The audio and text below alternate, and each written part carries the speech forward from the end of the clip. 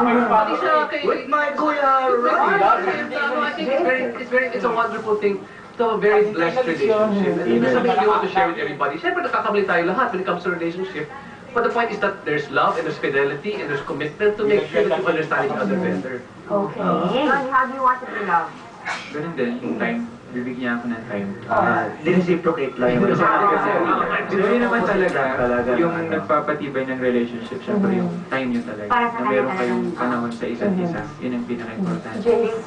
Akin ang lagi ko lang nire-remind sa girlfriend ko, always be open to me. Siguro yung sinasabi, pinag-usapan nga natin kanina na baka yung, reasonable ba or unacceptable kung hindi na nag ka ng girlfriend mo. Para sa akin, I hate to say it, pero totoo nga naman. Okay yun eh, maganda. Just be open to me all the time. Kung meron kang problema, sabihin mo agad.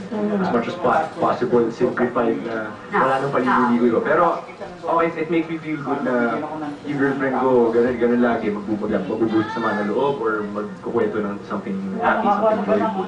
As long as she's like that, okay kami. And as long as I listen, I think we're gonna be... Kami itong si Jane.